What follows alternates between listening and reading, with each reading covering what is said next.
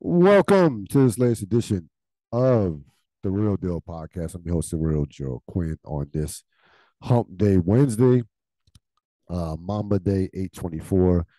As always, I hope you are enjoying your week so far. As always, on this Wednesday, we discuss the world of sports and pop culture. I'm joined by one Robert Sapp. Mr. Sapp, how are you doing? I'm doing very well. How you doing today, sir? I'm good. I'm good. I'm here. Oh, Um, I'm here. That's all you can ask for.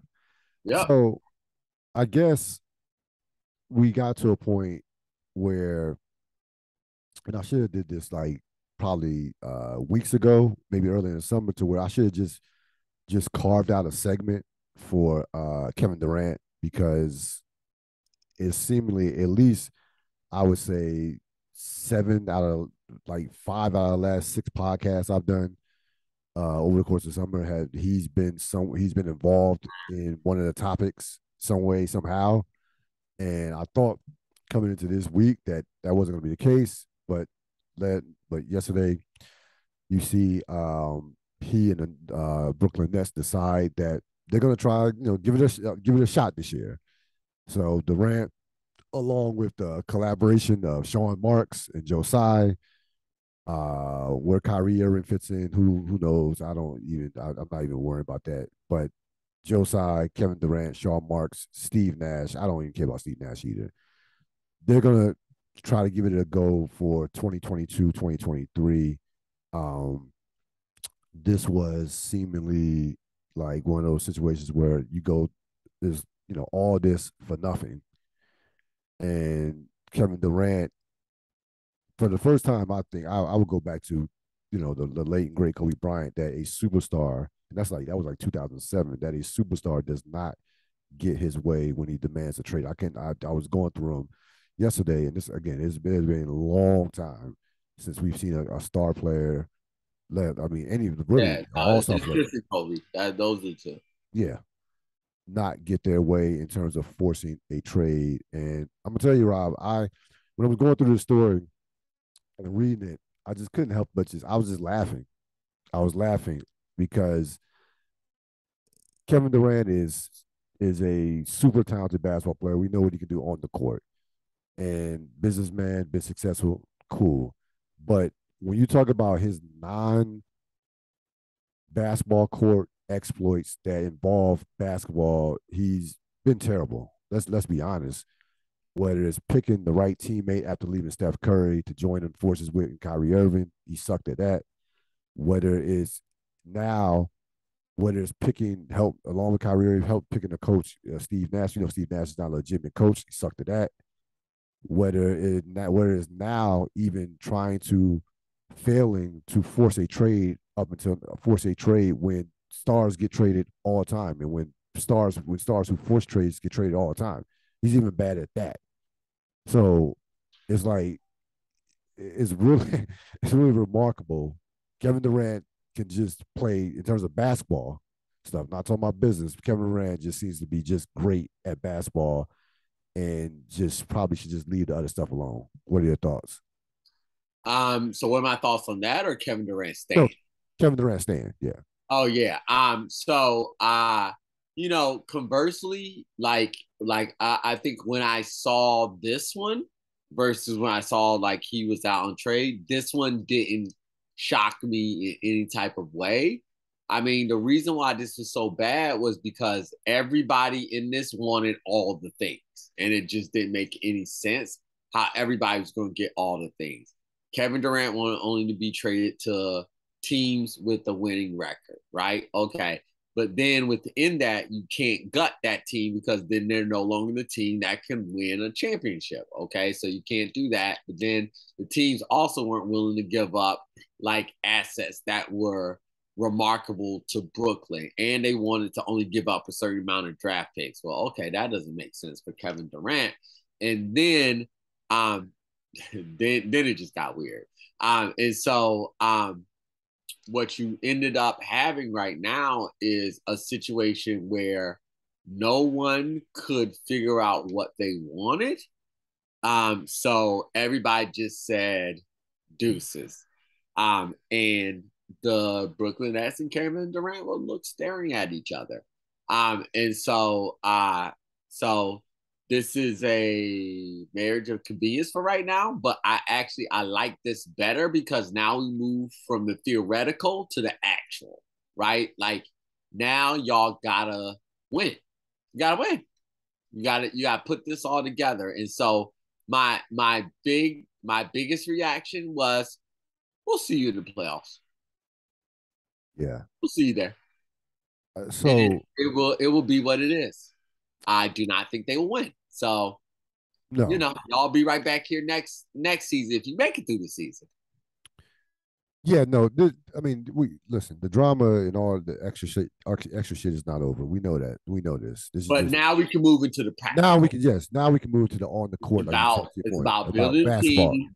It's about what it's going to look like on the floor, and it's about putting it together and winning games for 82 games. But not even that. It's about winning the Right, the championship. postseason. So, it's that like now we can move to the practical on that. So now I can actually think about oh, the Celtics whooping that Brooklyn ass again, Right. making them all cry again. So I'm actually again I'm thrilled that it came out to this way. It came out this way because I just think that again I another star forcing his way out. Kind of was getting tired of that.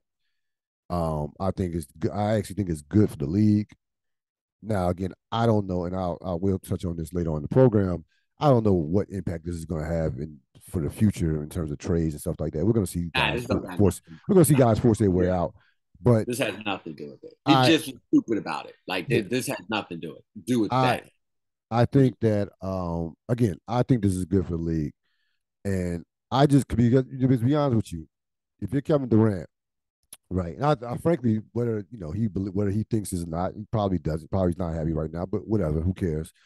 This is great for Kevin Durant to me because you need to sit in your shit that It's only you great need for fans. It's only you created this. You brought Kyrie in. You joined that's not Kyrie. for Durant though. You joined Kyrie. No. I no. Let me rephrase it. I'm glad. I'm glad that Kevin Durant is being at least at the present moment being forced to lay in it to lay in the bed that he made. Yep. Like go out there. You're one of the best players in the world. You have talent on the team. Like Yep. it's not Prove it. like the talent you have a they have a very good team Yeah. No. with a Prove it. lot of question marks. We understand that, but they still have pieces. Go out there and compete for a championship and lead your team. Like There you go. enough of this, There you enough of this bailing out, enough of this looking for the front go. door, the back door, the side door.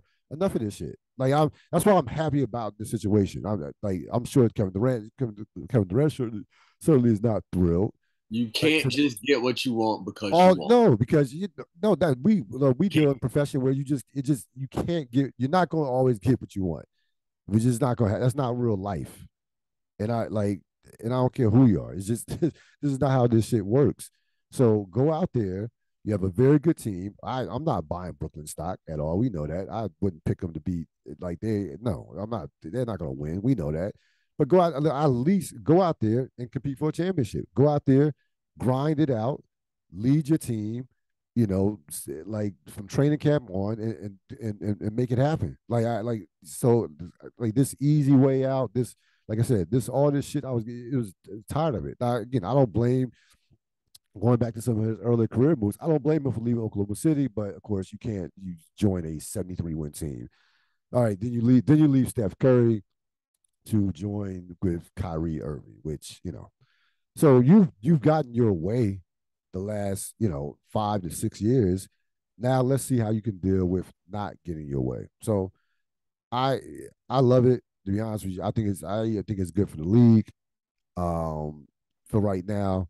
And again, I would like to see that team on the floor actually with Ben Simmons. Who knows how many games they'll play together with injuries and just shit that seemingly just always happens with the Brooklyn Nets. But I actually intrigued by seeing them actually play basketball on the floor. Like I actually want to break down what they look like as a basketball team, and enough of this other nonsensical shit that we've been talking about for the last 3 months, 4 months since their season ended.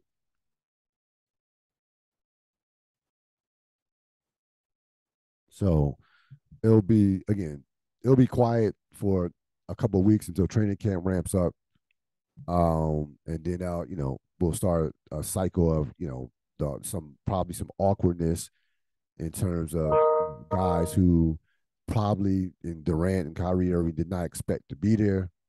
Those would be the hot training camp topics in September. But for now, we can just legitimately focus on basketball and what the Nets will look like in 2022-2023 season.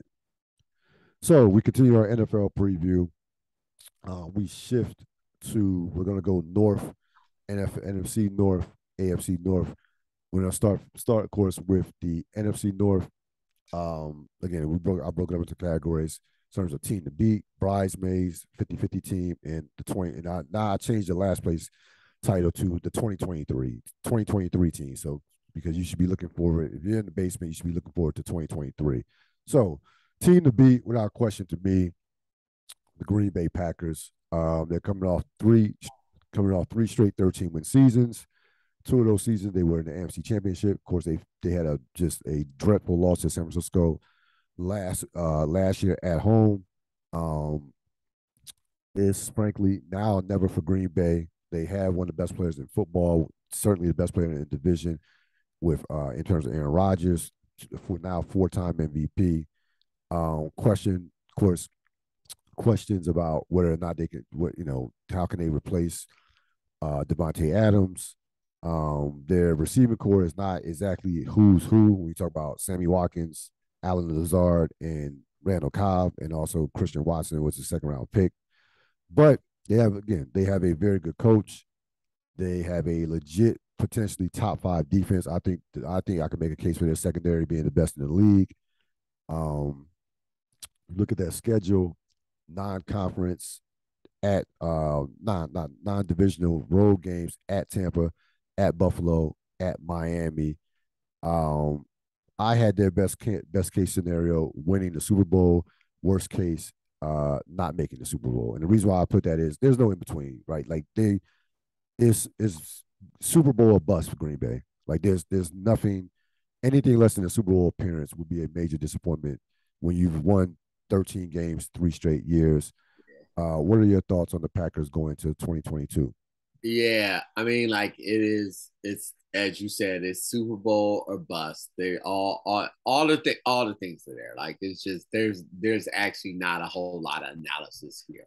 We know them, we know their story, we know their team, and we know where they're likely going to end up. They'll be in that NFC Championship game. I mean, like I think about the Peyton Mannings, the Tom Brady's, the Ben Roethlisbergers when they was on the AFC, they went to the championship. That's what they did. It's just that simple. You're just the best player in that division by a mile and on in the most important position in the league. There's nothing else. There's just nothing else. They'll dominate this division. They'll sweep everybody. Most of the teams are scared to death of them before they even hit the field. This division is nothing to them.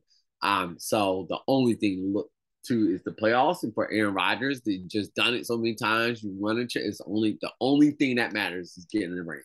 It's the only thing that matters. Do I see it happening? No, I do not. But I don't know if we're at Super Bowl prediction yet. But in terms of this division, they will dominate this division. No, no, they're gonna win this division going away. And be in the conference championship per usual. And they'll be in that 12 to 14 win range, without quite injuries withstanding. Absolutely. Can Aaron Rodgers so I don't know. I'm sure people heard about this. So Aaron Rodgers has basically a bunch of new receivers, minus Devontae Adams. Again, they lost Scanlon. They lost Valdez Scanlon and Devontae Adams, right? So he's basically dealing with a lot of new guys. Randall Cobb is at the end of the road. Sammy Watkins doesn't have a lot left in the tank either, for that matter. So they have a bunch of young receivers that either were on the team that barely played last year or didn't or just got drafted. can he shut up publicly about ripping these guys? Like, I just don't understand. I don't understand what it accomplishes Aaron Rodgers motivates though. to He's always been it. publicly media through the media to rip these guys. Like I don't. To The me, last that's not the leadership. last group of young receivers he did that exact same thing. It's just Aaron Rodgers. He's always doing it. He's always done it.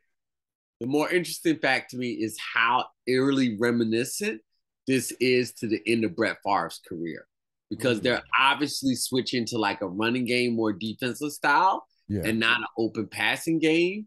And I think Aaron Rodgers will have a similar reaction to it. Even though they're different people, Brett Favre and Aaron Rodgers' careers are really mimicking each other right now. I think Aaron Rodgers is playing at a higher level than Brett Favre late Sure, in sure, his sure. career. But Brett Favre gets to the NFC Championship game and lose. We bottom line in this. Right, I got you. No, I got you. No, I got you. Not doing the intricacies. Sure, sure, Right. sure. Whatever. We bottom line it. He's not winning championships. No, but He's I know you're not talking about like, you're talking about just the like Brett Favre. no, yeah, exactly. But you're talking about from a philosophical standpoint. I get it from that standpoint that they're in terms of their No, offensive I'm just philosophy. talking about how their careers are mirroring each other. Each have one Oh no, champion. they have the exact no, they have I very mean, similar. both of them. How many MVPs did Brett Favre Yeah, have? Brett has three. He has no. They have very similar Yep. careers. Yep. No, very. And so then towards now, I'm watching the team shift away from them towards the end of their careers. You know, uh, Aaron Rodgers, is just at that point where it's not about another MVP. It's not about anything but Super Bowl. I'm the only chapter Aaron Rodgers has to play next is where he leaves the team. He tried that, right? So I mean, it's just similar. It's just wild to me. Yeah, But yeah, no. he's always talking about receivers, like always. Um. So, yeah, no. They and again, I think that's actually smart by LaFleur. I think their defense will be. They have a excellent defense. I think their defense Yeah, is going to be but you have a Hall of Fame quarterback that's played one way. That's the thing. true. True. They don't enjoy that. They don't Yeah. enjoy that shit. They I don't. wonder. I mean, again, I They wonder don't. how. They don't enjoy that shit. I I don't know if he'll. I don't know if he'll dislike the shift if the receivers are not as productive, and that's the way to win. Like I don't know if he. I don't. I don't think Rodgers What in what is a world stats has it guy. not been? In what world has his entire tenure not been all about Rodgers? No, I get what you're saying, but Uh, if he's there's also had win, more talent. if that winning isn't because of him, come on now, real. Come If on. they win, he's going to get the credit. Like let's make no mistake about it. If they Yeah, win that, yeah, yeah, but it won't be because of him.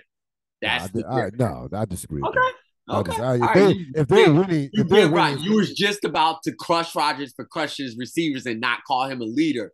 And now he's going to be all about the team, running game and defense. Not a chance. I don't see. I disagree with that. Yep. No, No. you I get don't your point. You I don't make, disagree with that. I don't think makes sense. I don't think he cares about the numbers. I don't You think know, he's it makes somebody that sense. cares about You're being 5,000 crazy. yards. You're being absolutely crazy right now.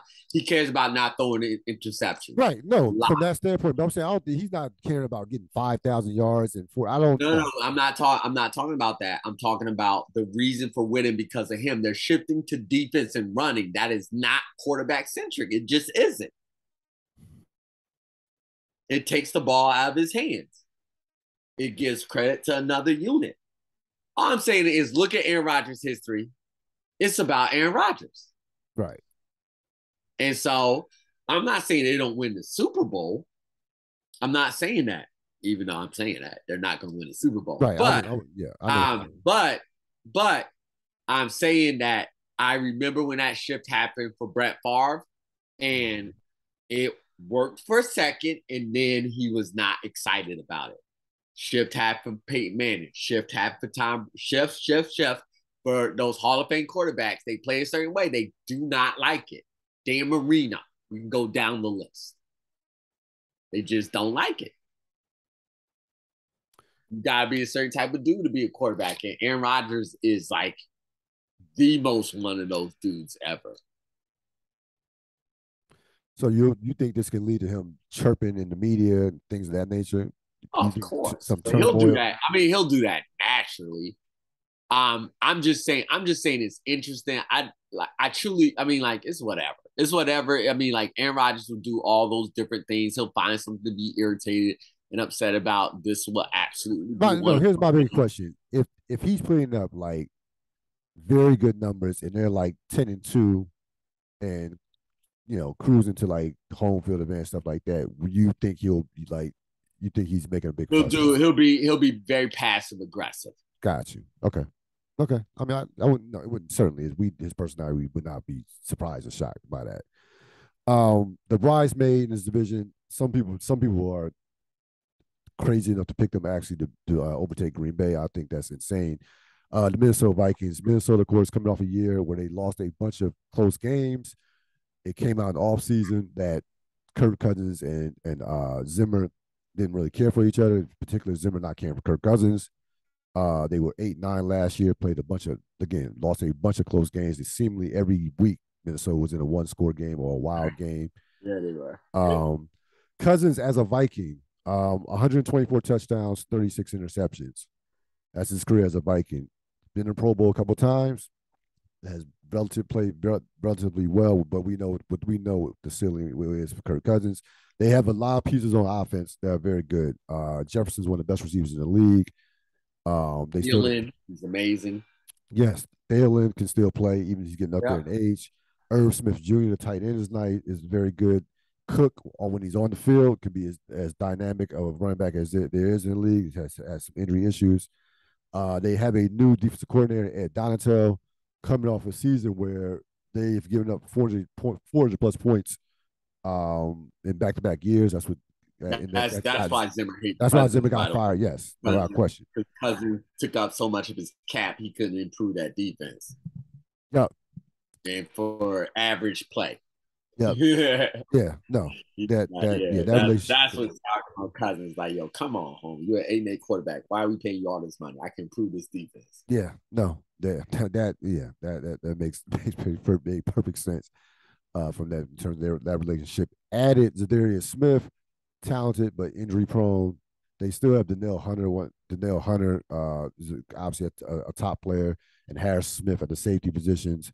At the safety position, uh, their road non-division road schedule at Philly, at Miami, at Buffalo. I have them best case 10-7, worst 10-7 wild card. Worst case 8-9 again, missing the playoffs. What are your thoughts on the Vikings? That 8 and 9 missing the playoffs Yeah, is the one. That's the one. Without like truly analyzing their schedule, this feels like this feels like a eight. This I want to go I want to go what we say 8-9. So yeah, so 8-9. Yeah, whatever's the losing side of that. I would lean towards 8-9 rather than Yeah, 10-7. that's the one. Yep, that's the one. Yeah, I mean, listen, Minnesota's going. They're a team. They're going to be. They're a handful of teams that you'll see that will be in a bunch of games, play a bunch of wild games, and be in that 8-9, 9-8 They range. have a lot of great talent. They have a lot because they have a lot. Yes, they have a lot. A lot of fantastic talent. They have Yes, especially fantastic. especially offensively. Yes. Yep, yep. So it's All going the shiny toys. They sure do. it will hinge. Their season will. Nobody's worried about them at No, all. no, no, Not good teams. no. The top teams are not worried about Good teams not worried. not worried about Minnesota. The 50-50 team, the Chicago Bears, Huh. um, they of course their season is going to hinge on Justin Fields' development. They of course they have a lot along with a lot of other teams, a few other teams, of course, have a new coaching staff. Rob's favorite coach is out. He's out. They bring in a new coach, new general manager. Um, I they already do. got homeboy's name. Yeah, I forgot his name too. I literally forgot his name. I forgot. I remember that. Yeah, I literally. Ryan Pace was the general manager. I literally forgot the head coach's name. I'm sorry. Yep. That's how. Yeah, that's how bad he was. Yep. Have some pieces on defense. They lost a lot of pieces on defense, but they Raekwon Smith, Robert Quinn. Um, I look at their schedule at their non-divisional schedule at the Patriots, at the Cowboys. Uh, they also have home games against the Niners and the Bills. I mean, they easily could have been a team that, if Detroit wasn't Detroit, they would have been in the category of the 2023 playing for 2023. They are. I had them. Man, this might be too kind. 6-11 at best, more than likely 4-13. I just don't see it with this team. I just they just don't have a lot of talent. Like that they just don't have a lot of talent. We'll see about the new coaching staff and new general manager. We know how that normally goes when teams change both coach and general manager. It doesn't normally go well in the first year. Um, so right now they're about Rob. They're about 5 to 8 hopeless franchises in the NFL right now, and I think the Bears are fall into that category. Yeah, I would agree with that. Like I just have no faith in what this team can do and what this team will. I don't. And I'm not saying Justin Fields doesn't have talent. He has talent, but where's the culture, the development? Like, you know, um, yeah, like I just don't see it. And especially at the they lose Allen Robinson. They brought in Byron Pringle. You know, nice. So it's like this guy is going to get the shit kicked out of him again this year if he can stay on the field. Um, they're gonna mess around, turn. He's gonna be the next, David Carr. I mean, they're gonna mess around, run him out the league from just a physical injury standpoint because he's just they just like they just don't know how to protect him. And again, I don't see nothing with the Bears that makes me that they to me if I'm Green Bay, Minnesota, I'm looking at the Bears as an automatic win. Agreed. And we get to the other 2023 team, the perennial basement dwellers, the Detroit Lions. Of course, head coached by Dan Campbell, who amazingly still has a job, but that just shows you the ineptitude of the franchise. They were 3-13 last year. Good offensive line, excellent rushing attack. They did, as a team, have over 18, close to 1,900 yards rushing. Um, they brought in DJ Clark as a free agent receiver, and also drafted Jameson Williams, who, by the way, is coming off an ACL tear in the national championship game against Georgia. Jared Goff is Jared Goff. They had the number one draft pick, Aiden Hutchinson, who a lot of people don't even believe was the best defensive player that shouldn't even been the top defensive player that should have been taken. Um, their schedule, non-divisional road games at the Patriots, at Dallas. I don't even think it matters with the schedule. They're going to be. I had, and maybe again, I might have been kind, 4-13 or 2-15. And by the way, their highlight will be the fact that they're on the Hard Knocks HBO right now, which that to me will be the highlight this season. It was funny. I watched like 5 minutes of it. Um, Campbell, he's the he. If you have rah rah guy written in the dictionary, a picture of a rah rah guy, coach in the dictionary, is Dan Campbell. Can't wait to see you guys. We can't wait to watch you play. We can't wait. It's just like, man, you're just a salesman, and I'm not buying it. It's just I'm just not buying the whole over the top WWE type personality, and just nah. You're not Bill Parcells, man. Like I'm just not like, nah. I'm just not buying it at all. And it was one segment of the program. He was like, you know what pissed me off? That will really just I will just lose it if I see some guys, if it's a late in the game, preseason, and we got our third and fourth string guys busting their ass, and you guys are on our sidelines looking up in the stands. I'm like, sure, Dan, sure. Like what? that's that's where the Lions are at right now, Rob. You have any thoughts on the Lions? Three. What's the three I and had best case 14? 4-13, or 2-15 is worst case. 2-15, excuse me. Oh, 3 and 14 is where I see them. 3-14. Okay. Well, we on the same Sure. page with that. Yeah. Sure. Two. Yep. Yep. Yeah.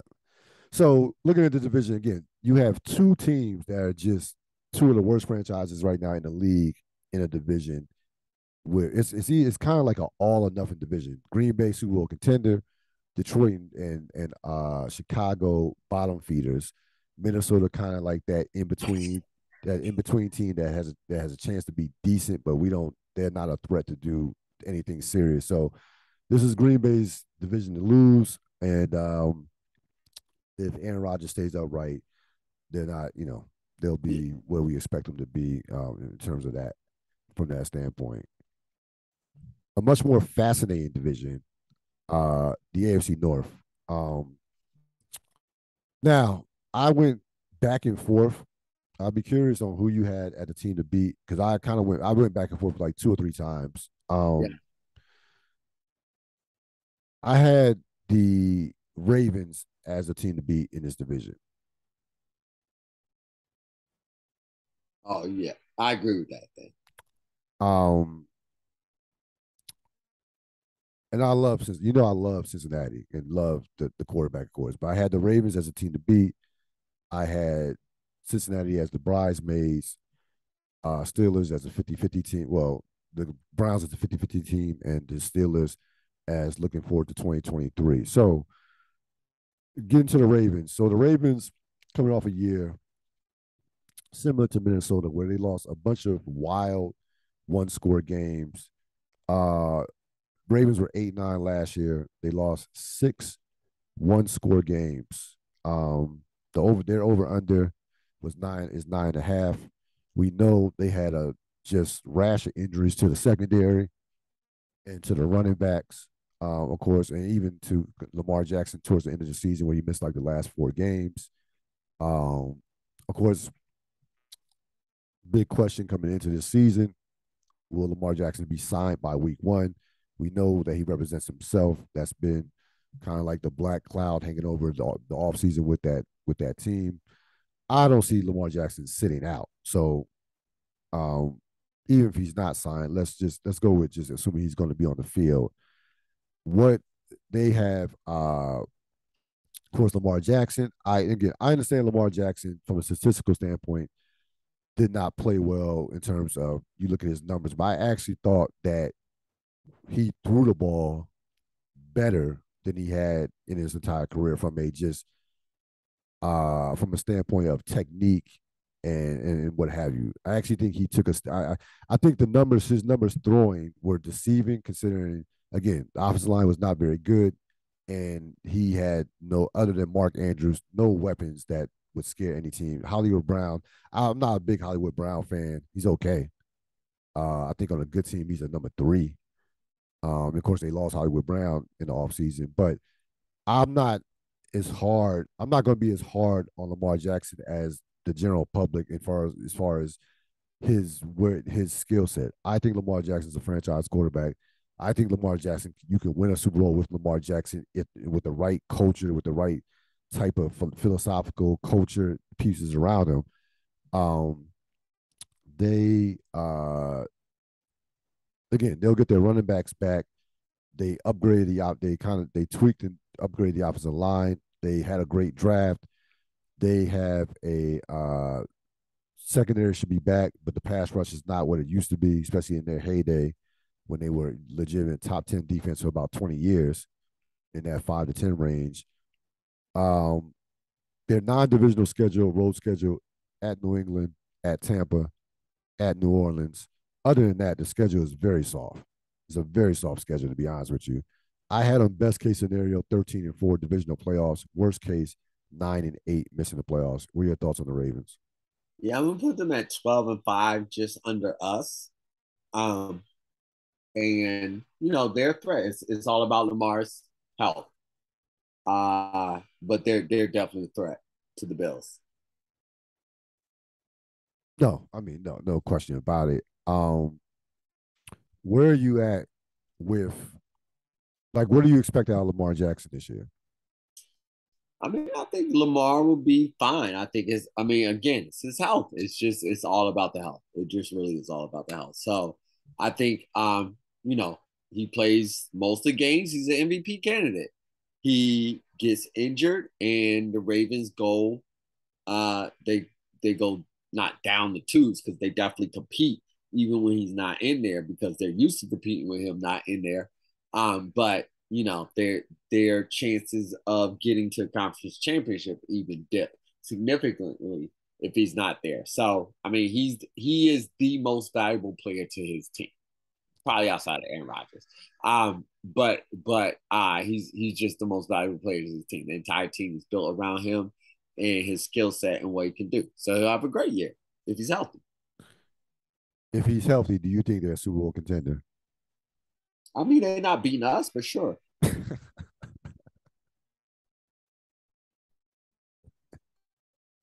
could be in a conference championship.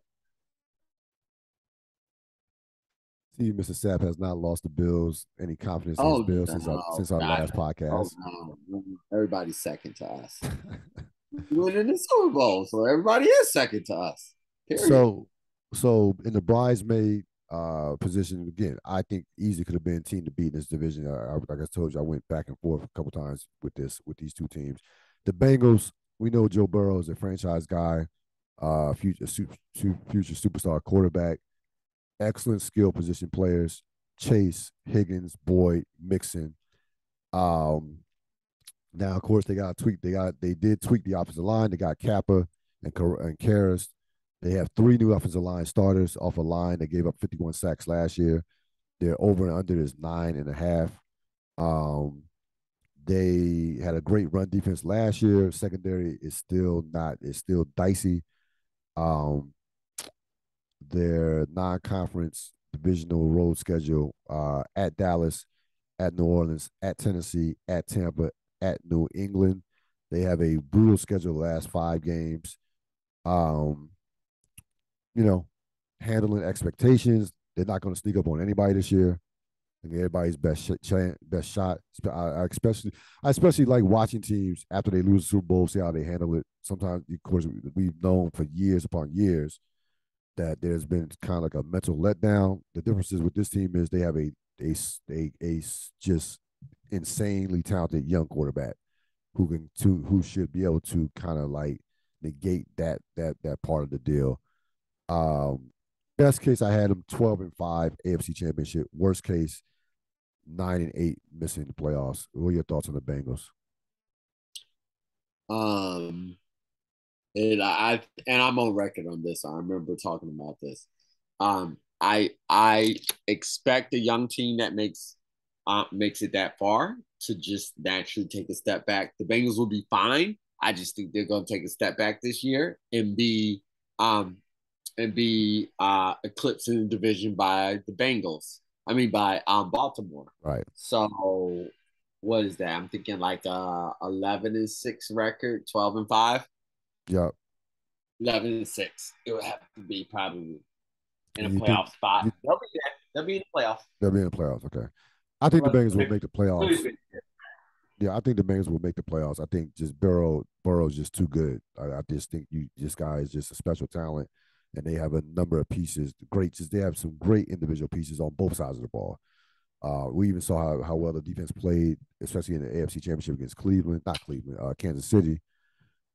Second in the second half of that game in particular. So I like the Bengals culture. I like their culture. Uh, and I like the direction that they're going in. And again, that quarterback he's different.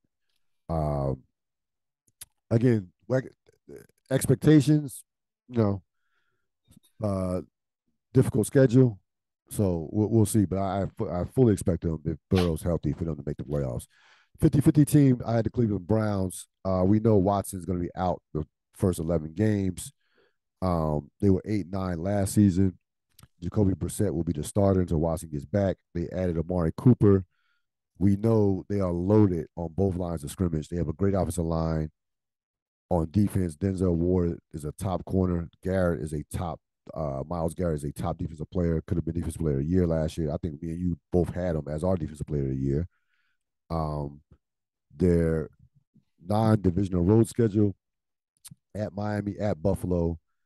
Uh, I looked at their schedule. It's a very manageable schedule. It's not out of the realms of possibility that they're 5-6 before Watson gets back. I had them best case 9-8 missing the playoffs. Worst case 7-10 missing the playoffs. I don't think they're making the playoffs, but I think I will make this prediction. I think when Watson does get back, that they will still be in the hunt to make the playoffs. What are your thoughts? Yeah, I mean, I'm going to go with not making the playoffs. That the absence of Watson would be too much to overcome because they don't have anything behind him. Um, so I think that is what it is. And so without consistent quarterback play, as we've seen, Cleveland is, even with all that talent, an average team. And so that's probably what I expect of them, because I think even when Watson gets back, I think they don't even understand what is coming for them, with the media crush and public opinion and all the pressure that that would bring. So I think 8 and 9 at best, to be honest with you, and probably below that. Yeah, I whatever their record is, they're not going to make the playoffs. I just don't think. I just it's too much to overcome. They and the bottom line is they don't have a strong culture to begin with. So it's like we're talking about a team that would need everything to go right. And again, with the AFC is brutal as it is, they would need everything to go right to make the playoffs, even if Watson was on the field, considering what the media swarm and everything that's going to come with this whole entire situation. So I definitely there's no way they can survive 11 games without Watson. Brissett, we know, is a veteran, veteran backup, not horrible, but still he's still a backup. Um, they, you know, they absolutely should, again, should be amongst, in terms of philosophically, just run the ball. I don't care against 8, 9 man fronts. Like, you have the great offensive line, you have top running backs. Yeah. Run the ball. I don't like, again. I don't care if you getting 2 or 3 yards first 2 quarters. I'm playing. We talked about Green Bay earlier, playing to their defense and running game. Cleveland is the ultimate should have is the ultimate team that should play to their defense and run an attack. So that, I mean, to me, that's very simple from a tactical standpoint. If you're the Cleveland Browns, on what you should do, especially without Deshaun Watson. In a rare appearance as a basement team, a team looking ahead to for 2023. This is, you don't see this about maybe once every 2 or 3 decades. The Pittsburgh Steelers. So Pittsburgh Steelers last year, of course, were 9-7.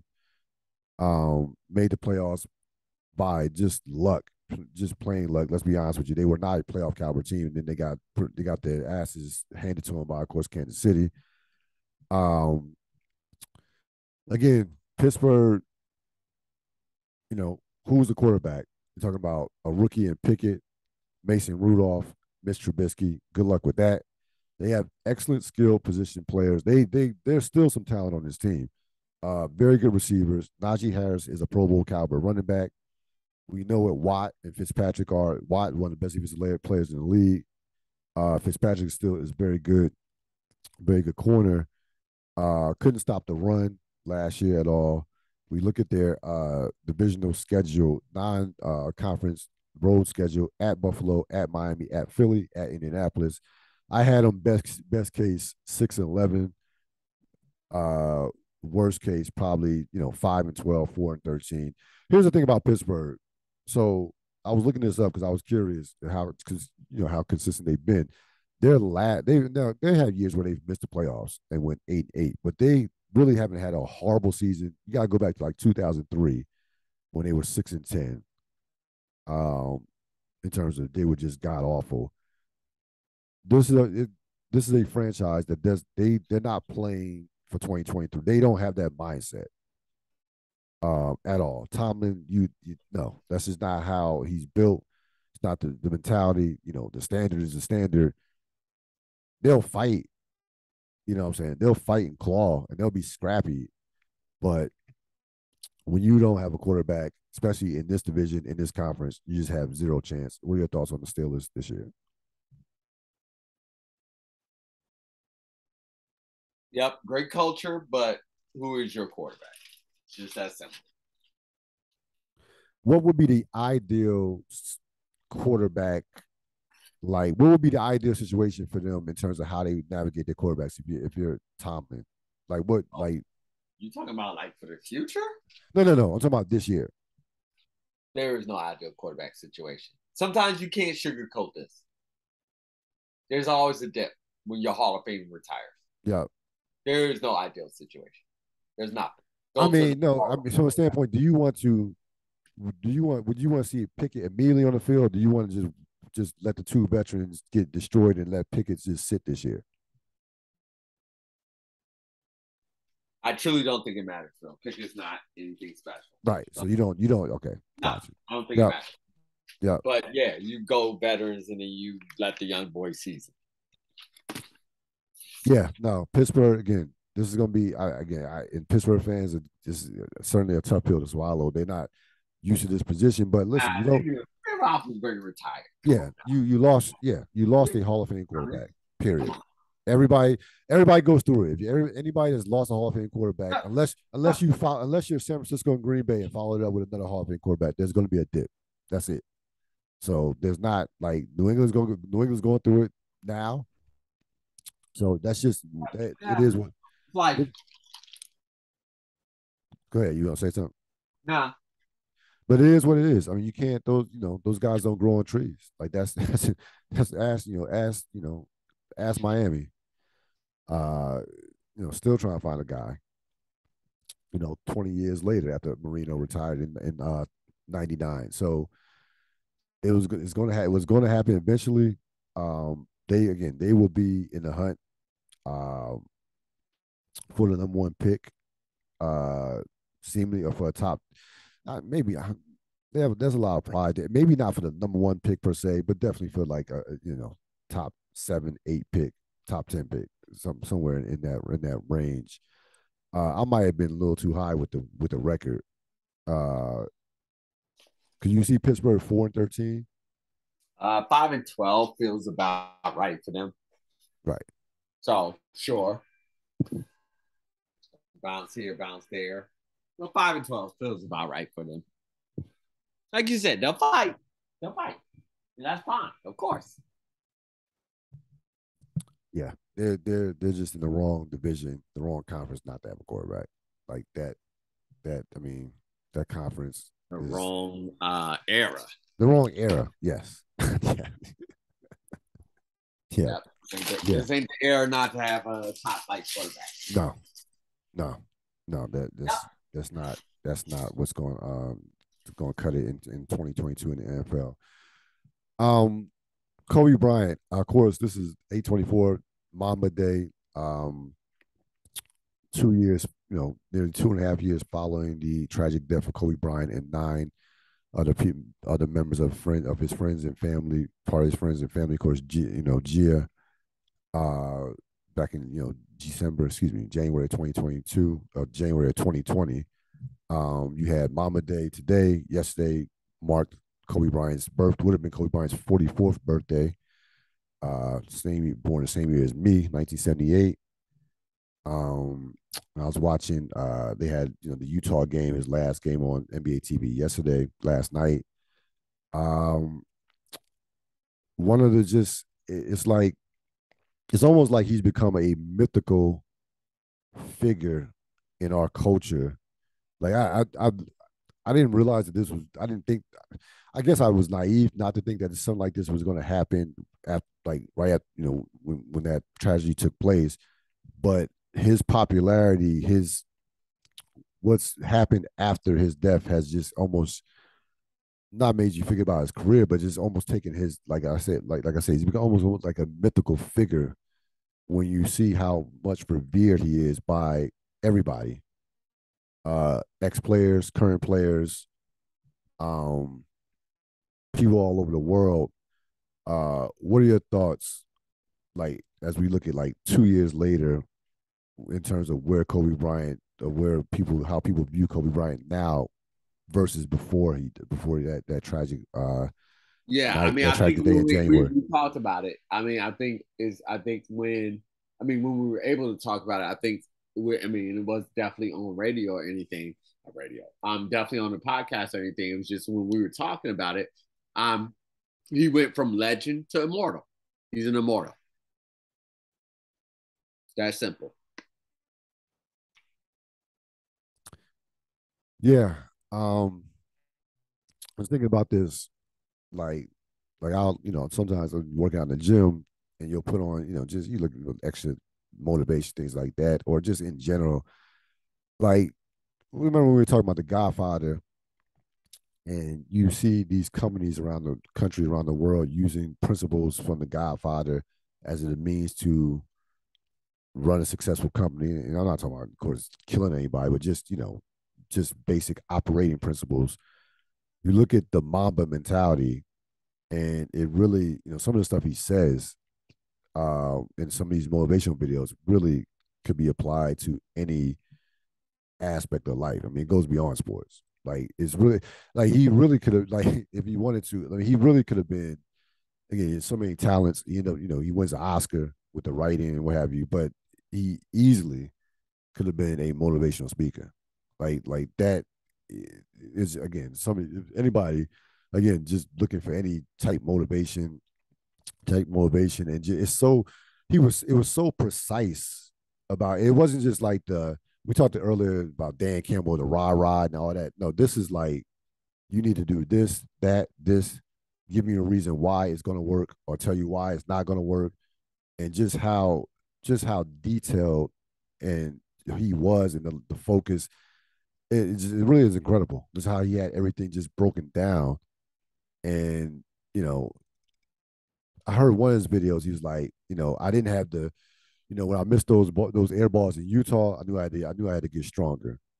Um, didn't have the biggest hands, so I had to do this, had to do that. Like, he had every aspect of his training, of how he sleeping, of everything just broken down to almost scientifically. I mean, it's remarkable to see, to watch, to listen to be honest with you. It's kind of inspirational, to be perfectly honest with you. I know, of course, I'm biased as a Kobe Bryant fanatic and lifelong Laker fan, but again, anybody in any walk of life, you can look at what some of the stuff that he said, and could apply it to parts of your life and be successful. What are your thoughts? Um, Real, I'm just gonna let you go. Kobe's great. I think Kobe's great. You have a lot of thoughts on this. Go ahead. Oh no, I just no, I no, I said. I mean, I say what I said like that. It's just Okay. no, no. I'm done Yeah, with I mean, there's nothing there. You said everything. He's great in every sense of the word. question for Sap. How will Durant's situation affect player empowerment? You said zero, no chance. Like, Yeah, I'm more way on the lower side now because he stayed, right? Like, and so what I mean, like, with objectivity, honestly, like, here's my conspiracy theory. I think this was engineered by the NBA to try to get revenge on the NFL for their offseason, but whatever, because this was a lot to do for nothing. Like, zero happened, like nothing happened.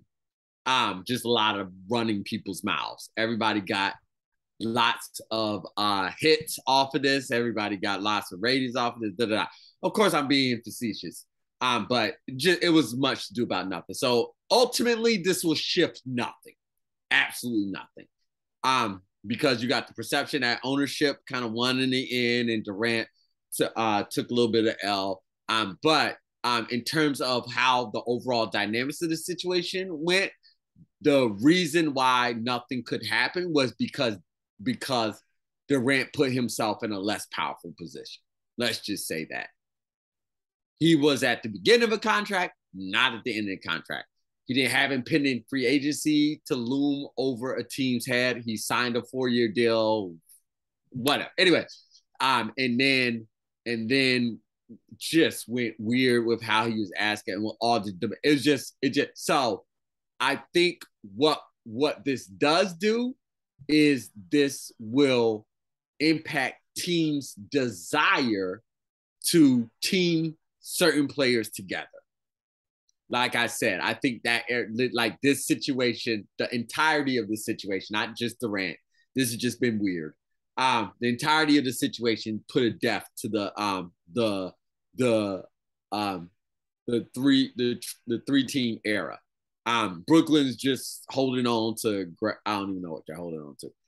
But so I think that's a dub now. In terms of superstars being able to get the different demands that they want, if they play it smart, nothing has changed. I guess if you play it as dumb as Durant or as inconceivable, what's another word? Just inelegant as he played it, then you probably teams can probably I think about when Carmelo forced his way out and the next day, like that was stupid. And so I think teams have gotten smarter um about that, and this just solidified that smartness. Like, nah, we're not doing that. There's no win in it. But in terms of a superstar playing his power right, and maximizing that, I don't think there's been no change there. Yeah, I mean, the superstars are always going to have the most power. I think you made a great point in terms of teams. I think in 2022 are just a lot smarter. There are more smart teams in the league than there were, say, 5, 10 years ago. And like we spoke about this throughout the course of the season, there's been a shift in terms of culture as far as people teams are more culture and foundation based than they have been in the past. Now, of course, you need Giannis to win. You need so and so to win. Tatum, so on. Good, great. We all know that's common sense. You need great players to win, but teams are not going to destroy culture for individual glitz or individual or a dream. That's what the Nets have been. They've been a dream per se that looks good on paper, that looks good. The ideal of the Nets looks great, but team like you again, like I said, teams these Memphis, Boston, teams like that, teams of that ilk are just not going to just go and be like, you know what, we're going to go all in for Kevin Durant and what have you, and just give up our whole team. And no, those days are done. Like those days are over. Um, and that perfectly leads me into who won the week. And I think I can make a case of who won the summer with the NBA. Like the NFL, again, the regular season is coming up. Once the regular season starts, it's all about the NFL. We know this, but in terms of the summer and the headlines and everything that we talked about, even with this podcast, everything that you heard for the most part, it was all about the NBA. Whether it's Durant, Kyrie, LeBron's new contract extension, Knicks stuff, Utah stuff, Gobert, all that. The NBA won the summer and won the week, and on two different levels. Not only with the attention standpoint, but again, having Durant and those guys stay in Brooklyn, and the kind of like the owners and the team finally getting somewhat you want to call it the better of the superstar player, not getting his way. So I had the NBA winning the week. What do you think about that? I think you confirm my conspiracy theory better than I could. Doesn't it make sense? Doesn't it make sense? The NBA does the offseason. They know how to do it, and they know how to do it well. I remember a conversation we had when the NFL was popping off. We said, what could the NBA possibly do to match this? Well, Kevin Durant asked out for a trade, and everybody talks about it for the entire offseason. And then, to your point, best of both worlds. We get the conversation for the entire offseason, and we still have a championship contending team intact. All this talk for nothing. So I'll light off the conspiracy and just say the NBA knows how to do the offseason. They do it very well. They do it very well. I wish they could put that much effort into their regular season. Well, it'd be nice, keep the players on the floor. So, that'll be a start. Did you have a biggest disappointment? No, I ain't happening by. I was well. I was gonna wait till you got off the show to say this, but I'll scrap what I was gonna say, and I'll come up. I do have the Cleveland. So there was a father son of Cleveland Brown fans who had a sign that said, "Let Watson play Watson, f those hoes." Father son. The father is about had to be probably mid-30s, early 40s. Son is about 10 to 12 years old with a sign like that. That was to me the biggest disappointment. So, I don't blame the kid at all. Clearly, you Of following his course. father, but yeah, that pretty disappointing to see something like that, considering what transpired with Deshaun Watson and just the lack of respect for women in general. Just it's Yeah. just, but There's yeah, always going to be a few. yeah, no, no, you're right. No, it's not. It's not a shocker at all. That's going to wrap it up for this latest edition of the Real Deal podcast. As always, we'd like to thank Robert Sapp for joining the podcast. All right, sir. Appreciate you. See you next time. No problem. Of course, this podcast uh will be up before the night, up tomorrow morning. We will continue our previews of the NFL next week. Uh, may have a bonus podcast coming this weekend, so stay tuned to that. And have a great rest of your evening. Have a great rest of your week.